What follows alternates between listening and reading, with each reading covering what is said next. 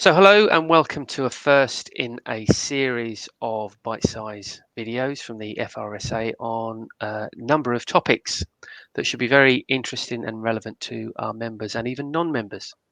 And first of all, we've got Ben Redwood, who is part of our national executive and has a national health and safety lead. So hi, Ben. Hi, good morning, Tristan. Good morning, everyone. Good afternoon, good evening, wherever we are. I hope this is going to be an interesting and basically the idea of this is just a video chat to just quickly capture some of the key facts around a really important topic. And maybe this is a better way of getting information out there than long emails or bulletins. And you can watch and rewatch to your heart's content. So what do you want to talk about today, Ben? Okay, so I'd like to talk about the pay offer, what our viewpoint is, our position statement, and where we might be and how we might need to respond. Okay, so in normal times, there will be an annual pay offer from the national employers. So around about June time every year, they will provide a pay offer to the employees to accept or reject. I think it might be useful to just quickly talk about the makeup of the NJC, what it's there to achieve, and how it sits within the framework of the UK Fire and Rescue Service. So the NJC National Joint Council is a non-statutory body that all fire and rescue services voluntarily are a part of, and it provides the national terms and conditions for the fire and rescue service across the United Kingdom. It's made up of national employers on one side and national employee representatives on the other. They meet, I would say, probably quarterly, and additionally, as to any important relevant topics that need to be covered, they will also meet. And there are 14 representatives from each side. So whenever this NJC gets together, there will be a minimum of 28 people in the room, which can be quite difficult to facilitate and manage. Regarding the NJC, I've been doing a little bit of Googling and I've tried to find out what's talked about and access information. There doesn't seem to be hardly any information out there. Is this me? No, it's not you. I've done the same thing over a number of years, and unfortunately, it's one of the drawbacks of the NJC. It is, or it seems to be clouded in secrecy. The minutes and the meetings of the meetings are not published, either in terms of in advance of agenda items or subsequently after. I've never ever in 25 years of working for the FRSA, I've never seen a set of NJC minutes, and I do appreciate that there's some secrecy over negotiations, but that isn't always the case. And certainly retrospectively, one would imagine that some bland minutes should be made public. But I'm with you, Ben. Unfortunately, I've never seen any documents relating to the NJC. That sounds pretty unusual in an accountable and democratic process, doesn't it? Particularly as it would be really useful from our point of view where we are to know what's been talked about. But there we go. Okay. So regarding the pay offer, what are your thoughts? Hopefully everyone watching this has seen our position statement. If they haven't, I'd direct you to our website to find out where we are. Would you like to just quickly summarise and confirm what's the rationale behind what we're saying? So if I can go back a few steps first. So annually, the NJC or the national employers will provide the employee representatives with a pay offer around about June time. And this year's pay offer was in line with the public sector pay rewards of around about 2%. Okay. And in the past, whether it be 1%, 2%, or even no offer at all, that's been broadly accepted due to the economic constraints of the government of the day. However, we do live in extraordinary times, and quite clearly, an offer of 2% when inflation is running into double figures is just simply not acceptable. So we actually support the FBU in rejecting the 2% offer. Okay. I think, would I be right saying that our position is that actually the conversation needs to go wider than the FBU are currently taking it? Absolutely. So there's a couple of points here. First of all, the police have been provided with an average of 5% pay increase. Okay. That varies depending on your place within the police structure. So at the lowest level, in fact, I probably can provide you with some information on that. So at the lowest level at constable, the pay offer is 8.8%, and as you go further up the chain, all the way to police officers, chief officers, it's 1.8%, providing an average of 5%. Now we believe that a similar pay offer, whereby the lowest within the fire service would get a significant pay uplift, is a far more appropriate pay offer to provide in the current climate. Okay. Now, just a caveat on that, these increases have to be paid for, they have to be budgeted for. We do acknowledge that the current financial structure of fire and rescue services means that that's not affordable. So an additional grant would need to be provided by the government, as is the case with regards to the police offer. But we do live in extraordinary times, and the government does need to step in and provide that additional financial resource to provide a more appropriate pay offer. Okay, so just on that point, I think it'd be worth referencing then that there's clearly been a drive towards change and what some would call modernisation in the fire service, and some previous pay officers attached to those conversations and developments. And I believe I'm right in saying that the police have probably one of the reasons why the police have got that probably a more advanced pay system is because that they've gone down that road already. So would you suggest that do you think it's likely that any response from the government is likely to contain the words modernisation and change? Again, I think there's two answers to that. The first answer is we need to worry about the here and now, and a 2% pay offer does not cover the here and now. There are people who are struggling in various parts of the country, particularly the south of England, if you compare that to the economic climate within other areas of the UK. So that's the first facet. The second facet, and something we've been arguing for a very, very long time, is a broadening of the role.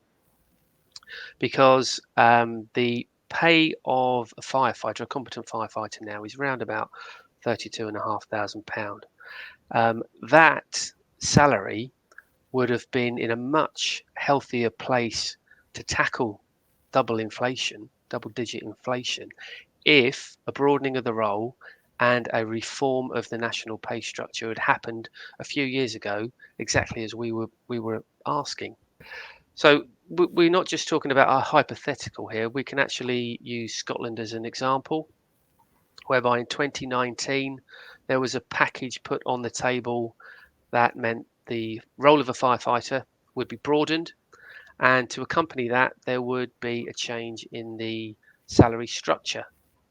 And as you can see, the role of a firefighter was about £30,500 in July 2018, and there would have been pay increments way above the national average, all the way to what would have been a couple of months ago in July, which would have seen the role of a firefighter earning a couple of £100 under £36,000.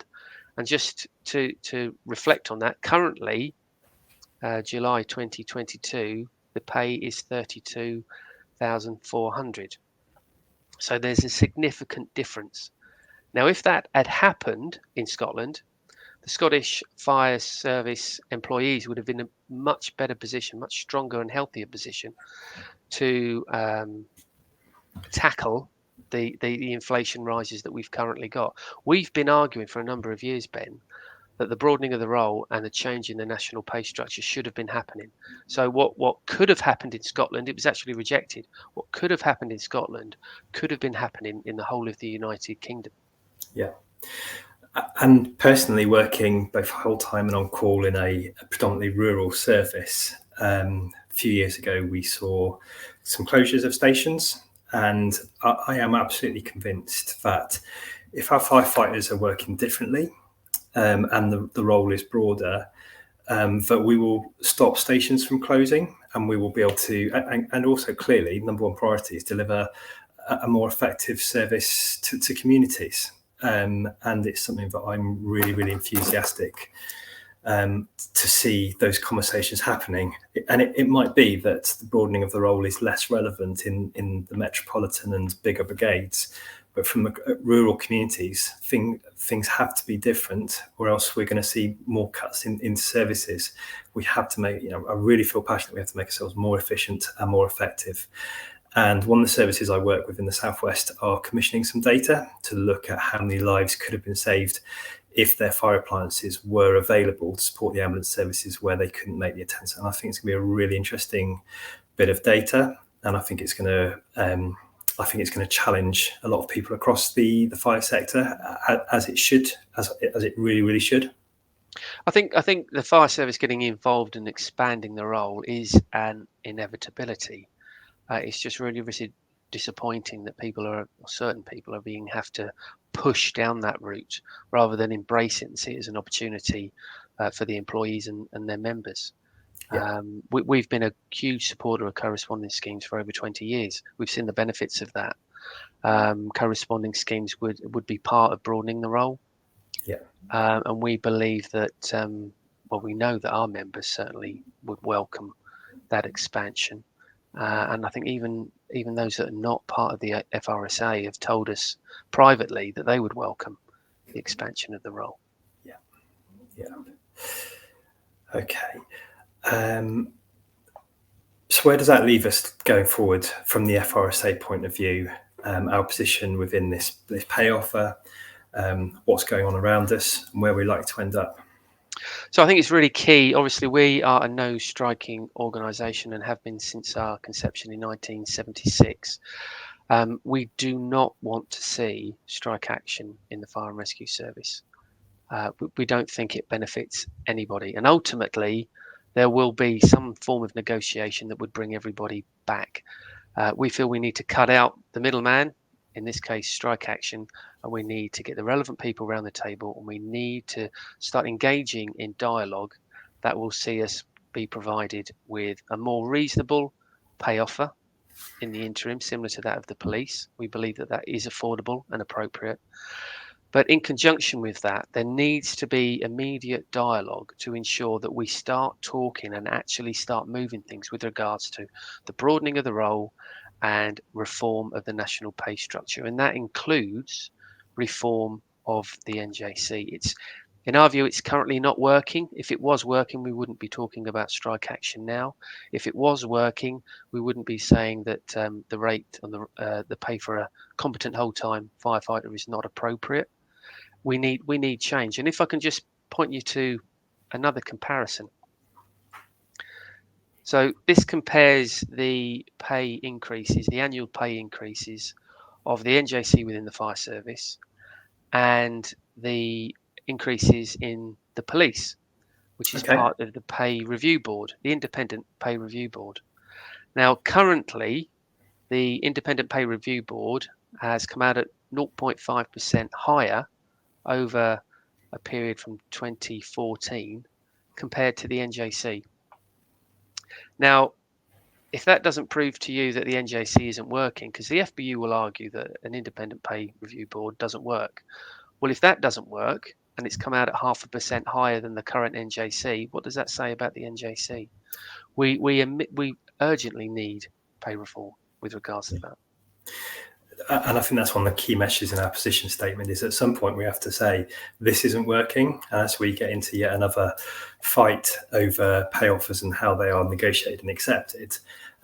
This really is probably the time to say, listen, this isn't working. And I think all it does is serve to create an awful lot of publicity and energy for certain parts within the fire sector.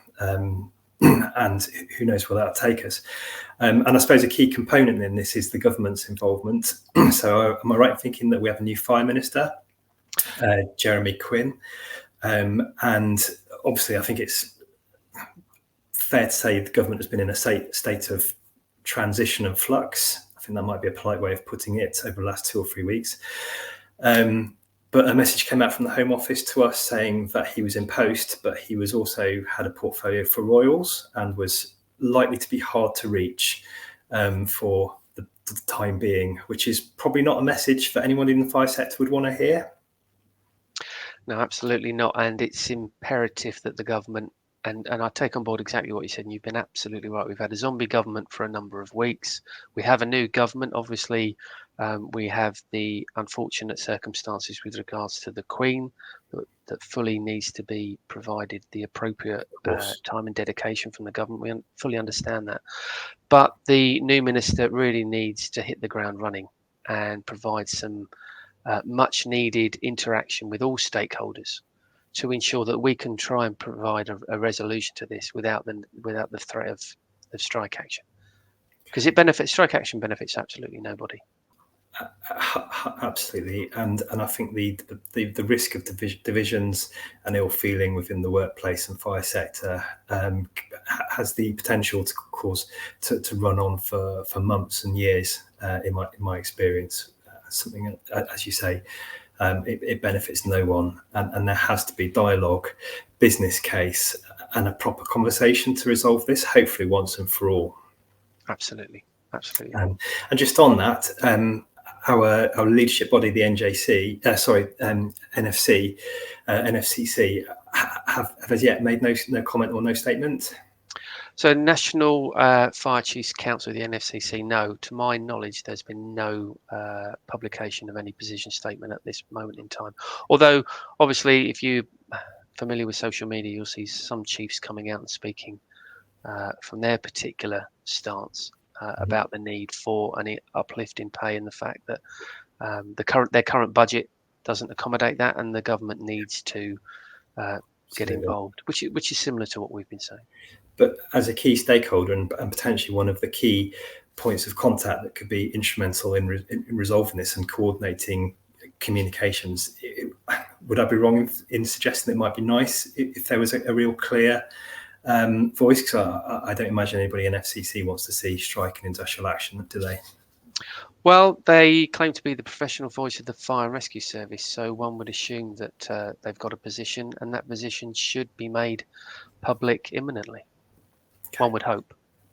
Is there anything else that you want to add? No, but we will provide support to our members over this difficult time, either through the local officials or through our national head office. Yeah, so there's meetings taking place within FRSA Executive this week. Lots of hard work going on behind the scenes, as there always is, and we will be putting out comms to our members, and we look forward to doing that. Tristan, I think we feel like we've reached the end of this. We've done 20 minutes, 21 minutes, some fairly complicated, a number of points that needed to be made, and so thanks very much for your time today. Thanks for yours. Take care, Ben. Thank you. Bye.